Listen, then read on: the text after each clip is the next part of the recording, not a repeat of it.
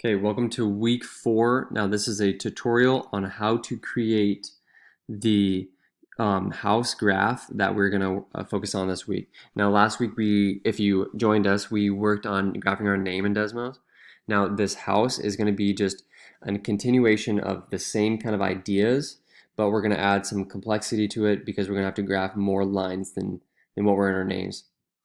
And a lot of you graphed lines that were vertical and horizontal, kind of made it easy for your name, which is okay. But I'm gonna add some extra requirements in this week so that you have to kind of practice the same kind of thing but with diagonal lines.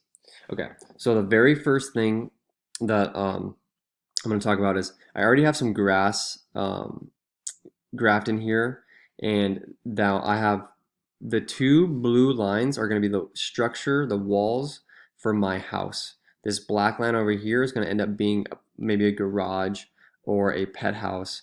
Haven't decided yet, but that's what that's for. So I have this stuff already graphed. You should know how to graph this stuff. If you don't, you can reach out or watch some of the videos last week, which really got into depth of how to graph vertical lines chopped off at a certain point. So basically, this one is x equals 10, and it's from 0 to 30. So it gets chopped up at 30 and chopped up at 0. If I didn't have those there, if I didn't have this whole thing there, it would just be a line forever. But I want it to be a certain height, so from 0 to 30. Okay, so now the first thing I want to show you is how to create a roof on your house. So you're going to have some diagonal lines, but before we do anything with the diagonal lines, what I want to show you how to do is, so for my house in particular, I want it to be pretty asymmetrical, sorry, not asymmetrical, symmetrical. So I want the tip of my house to be kind of in the middle of my two walls. Now I have one wall at x equals 10 and one wall at x equals 46. So I need to find the midpoint of those two numbers. What I do is I use a calculator. 46 46 minus 10 equals 36, and then I divide by 2. That gives me 18. Now I just take that number and I either add it to 10 to get to 28, or if I subtract it from 46, I also get 28 as well. So 28 right here is my midpoint between my two walls. And then I'm going to place a point up here somewhere where how high I want the roof. So let's place a point. I'll get to this in a second. So 28, comma, and then let's say I want the tip of my house to be at 50. Okay, so this point right here is going to help me graph a line, two diagonal lines from this wall to that point, and from this wall to that point as well. Now I want to label my points. I want this point right here and that point right there. So they're both at a height of 30, and this one's at 10. So it's 10, comma 30 label, and the other one is 46, comma 30. Okay, so now this equation that I have pasted here, many of you probably have not seen this equation yet. So what that equation is, hold on a sec, it's a new version of this equation down here. It's a different version, I should say. This one is called slope intercept form because we can see what the slope is, m, and what the intercept is, b. Now this point right here is actually called point slope form. We have the slope, and now this x1 and y1 will be one of our points that our line goes through. So it works a little similar to this, but it's a little bit different. We don't have a y-intercept. We just plug in a point, plug in the slope that we want, and then we can graph our line between 2 points. Okay, so I'll focus on this diagonal line through these 2 points first. The first thing I need to do is I need to know, I'm going to get rid of this right here because I don't need it. I need to know what my slope is between those 2 points. Now you can count rise over run, which might be the easiest thing to do. So from 10 to, or that's actually my run, sorry. From 30 to 50, my rise is 20. So I'm going to replace my slope, so rise over run. And from 10 to 28, well, we figured that number out right here, that's 18. So if you just count all the way over, it's 10 to 28, that's 18. So 20 over 18 is our slope. Now nothing has shown yet because we need to plug in a point. Now this x1 right here is either, you can use either point, and I'll show you in a second, but you can use 10 or 28. So I'll use 10, but if I use 10, I need to use the 30 with it, which goes right here for the y1. So notice how it gave me a line through both of those points, but I used the 10/30. So it's called point slope form. We got our slope, and then we plugged in one of these points. I'll show you that if you plug in the other one, it works the same way. So 28 for your x value, and 50 for your y value. Same thing. If you want to change color, you always click on this gear right here, and then click on the color, and you can change color. But I'm going to keep my house blue. All right.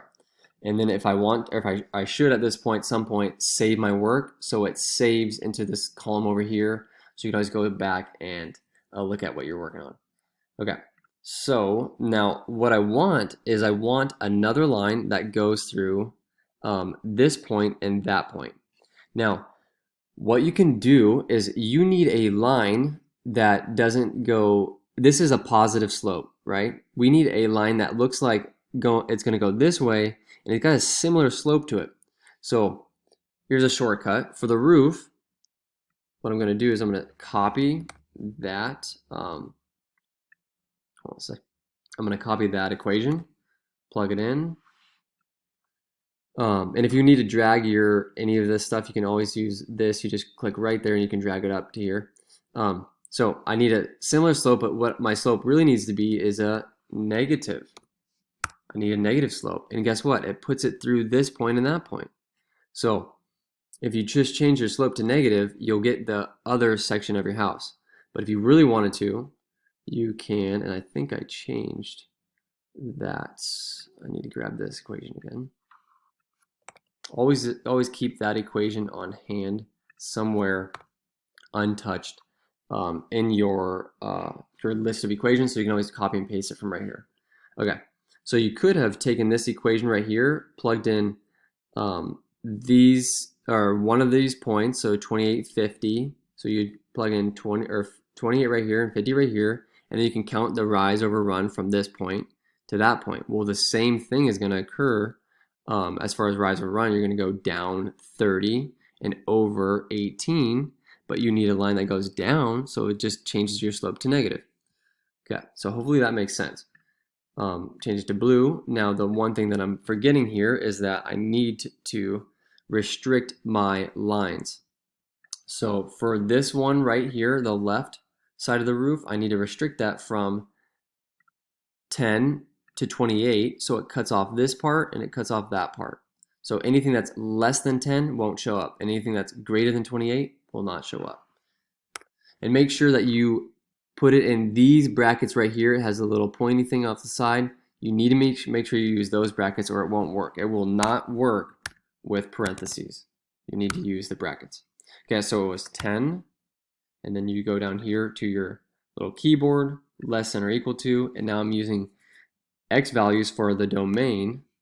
So it already cut off this left part, and then less than or equal to again, 28, and then close brackets.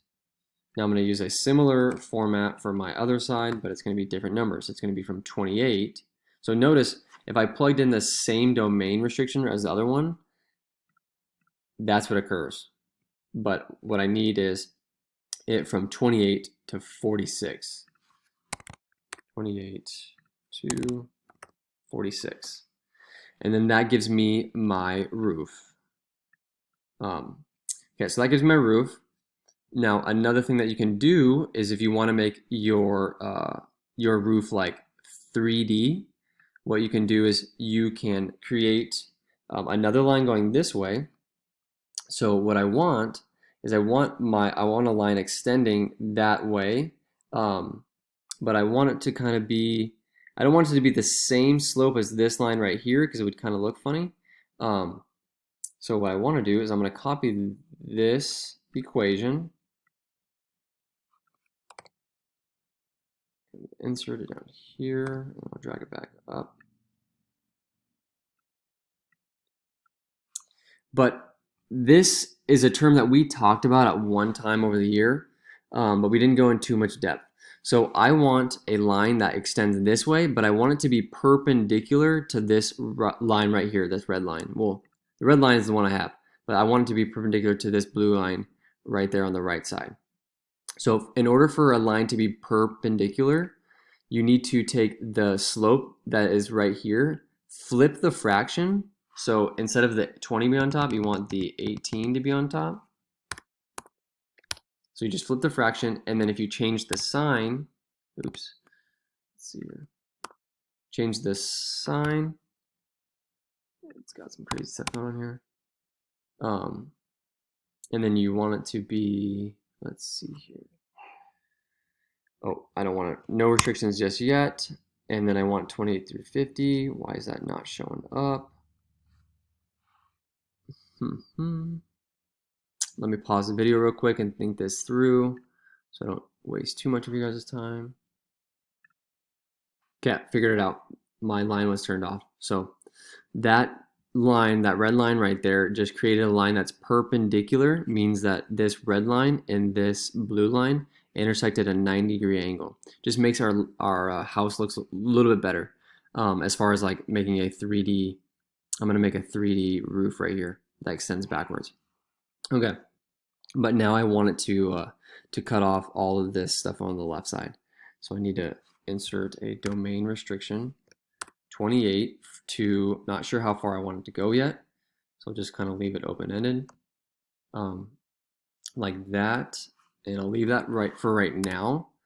And then what I want to do is I want this same line over here, but down over here a little bit more. So it depends on how long you want the roof.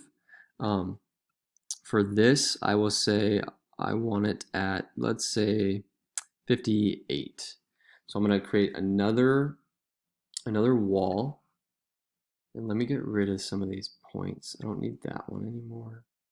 Let's see here. Okay, I'm going to create another wall at x equals 58. Restrict it from 0 to, not sure how high I want it yet, but let's say y less than or equal to, let's just put 40 for now. Okay, I'm going to stop here and then I'm going to finish up in my next video.